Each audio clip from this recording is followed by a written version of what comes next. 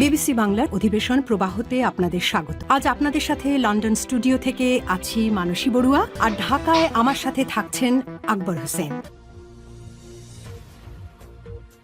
বাংলাদেশের সর্বশেষ গুরুত্বপূর্ণ আপডেট সংবাদে আপনাকে স্বাগত। শুরুতেই সংবাদ শিরোনাম, পরে বিস্তারিত।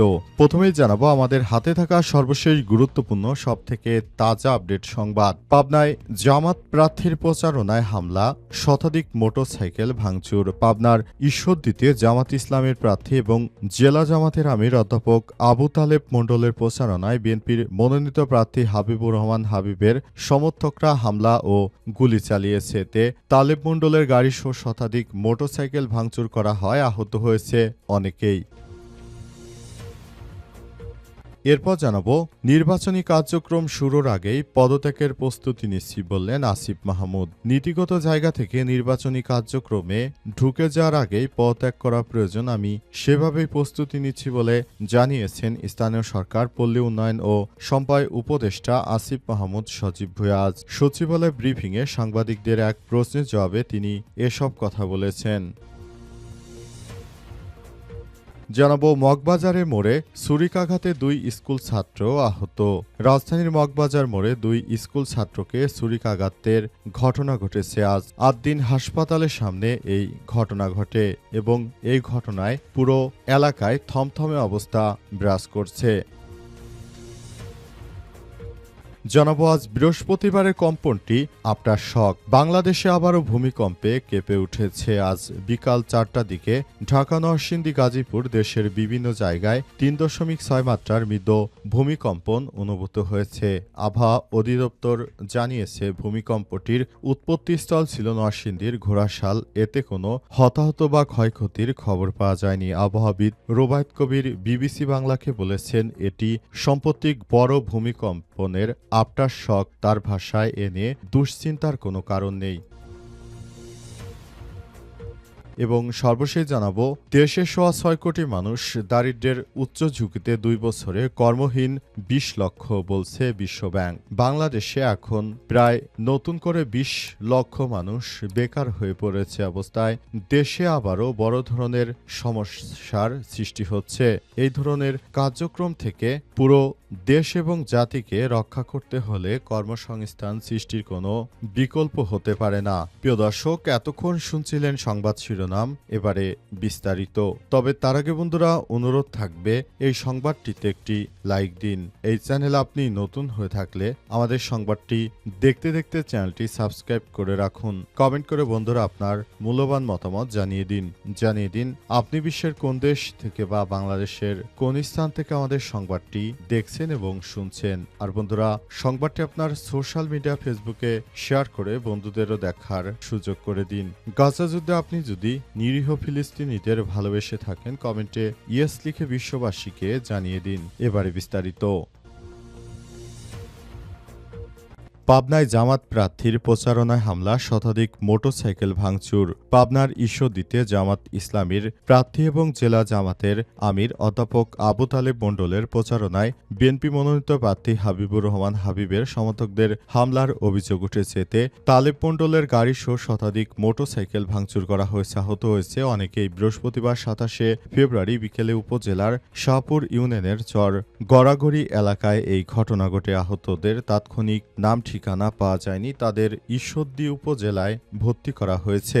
স্থানীয় প্রত্যক্ষদর্শী সূত্র থেকে জানা গেছে, ঈশ্বরদীতে চর গড়াগড়ি এলাকায় 2 দিন আগে স্থানীয় জামাতের কর্মীদের মারধর করেন স্থানীয় বিএনপির কর্মী মক্কেল মৃধা এবং তার লোকজন। সেই ঘটনার পর আজ ওই এলাকার প্রচারণা চালাতে যায় পাবনা 4 আসনে জামাতের প্রার্থী এবং জেলা জামাতের আমির অধ্যাপক আবু তালেব মণ্ডল ও তার সমর্থকরা। তারা চর গড়গড়িতে আলহাজ মোড়ে পৌঁছালে মক্কেল মৃধার ছেলের নেতৃত্বে তাদের উপর হামলা করে। পরে জামাতের নেতাকর্মীরা ফেরার পথে মৃধাপাড়ায় আবারও হামলা চালায় মক্কেল মৃধা লোকজন। এতে আবু তালেব মণ্ডলের গাড়িসহ শতাধিক মোটরসাইকেল ভাঙচুর করা হয়েছে, আহত হয়েছে অনেকেই।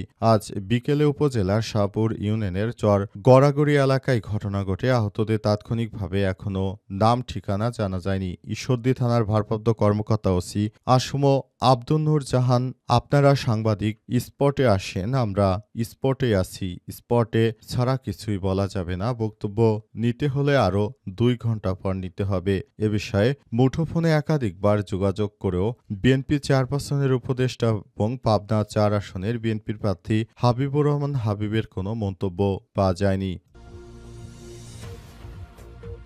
নির্বাচনী কার্যক্রম শুরুর আগেই পদত্যাগের প্রস্তুতি নিচ্ছি বললেন আসিফ মাহমুদ। নীতিগত জায়গা থেকে নির্বাচনের কার্যক্রমে ঢুকে যাওয়ার আগেই পদত্যাগ করা প্রয়োজন, আমি সেভাবেই প্রস্তুতি নিচ্ছি বলে জানিয়েছেন স্থানীয় সরকার, পল্লী উন্নয়ন ও সমবায় উপদেষ্টা আসিফ মাহমুদ সজীব ভুঁইয়া। আজ সচিবালয় ব্রিফিংয়ে সাংবাদিকদের প্রশ্নের জবাবে তিনি এসব কথা বলেন। এ সময় উপদেষ্টা আসিফকে জিজ্ঞেস করা হলে আপনি নির্বাচনে কোন আসন থেকে প্রার্থিতা করছেন এই ঘটনায় তাকে বলা হলে এ বিষয়ে তিনি কোনো কিছুই জানাতে পারেননি।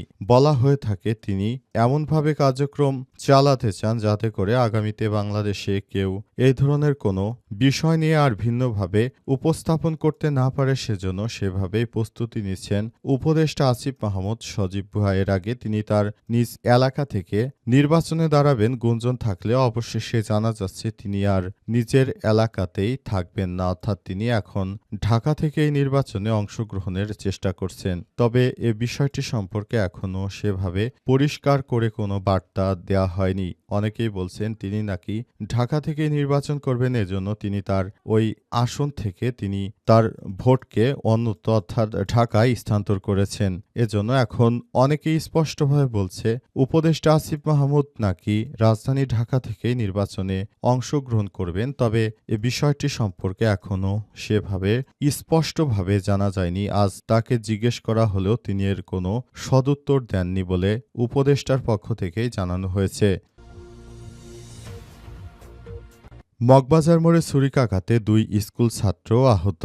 রাজধানীর মগবাজারে 2 স্কুল ছাত্রকে ছুরিকাঘাতের ঘটনা ঘটেছে। আজ বিকেলে 4:30টার দিকে আদ্দিন হাসপাতালের সামনে ঘটনা ঘটে। আহত অবস্থায় তাদেরকে ঢাকা মেডিকেল কলেজ হাসপাতালে ভর্তি করা হয়েছে। আহতদের সহপাঠী তাহমিদুর রহমান অন্তর জানিয়েছেন, আহতরা হলেন BM foundation model school and কলেজের 7ম শ্রেণীর ছাত্র এম.এ.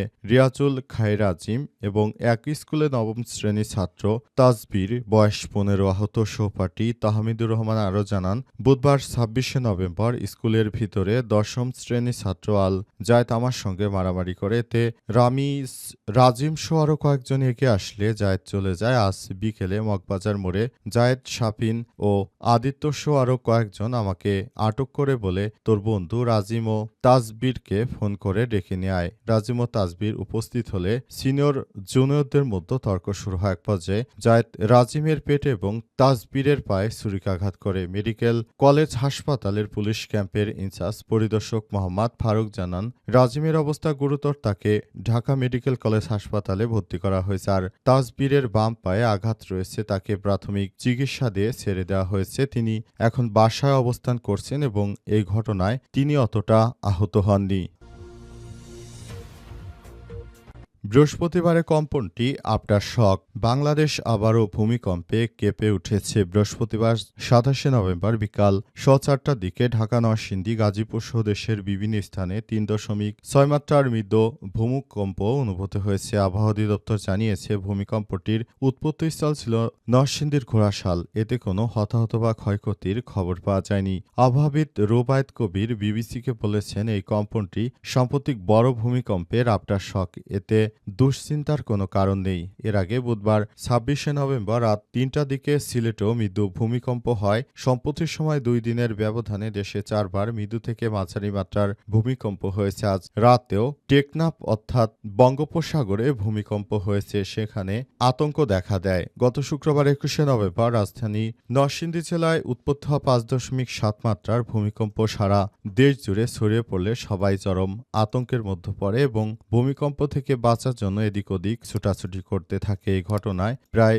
10 জন মানুষ মারা যায়। এছাড়াও প্রায় 400 জন হতাহত হয়েছে ওই ভূমিকম্পে। এর মধ্যে উল্লেখযোগ্য একটি ঘটনা হলো সেদিন এক মেডিকেল কলেজ হাসপাতালে পড়ুয়া এক শিক্ষার্থী মারা গেছে এবং বাবা ছেলে ভূমিকম্পে মারা যাওয়ার ঘটনাটি সবার অন্তরে দাগ কেটে গেছে। তবে দেশে এই ধরনের ভূমিকম্প মোকাবেলার জন্য অবশ্যই পূর্ব প্রস্তুতি গ্রহণ করতে হবে। তা না হলে দেশের অভ্যন্তরে আবারও নতুন করে এই ধরনের সমস্যা তৈরি হতে পারে এবং এই ধরনের সমস্যা থেকে অবশ্যই বাঁচার জন্য আমাদেরকে সেভাবে কাজ করতে হবে।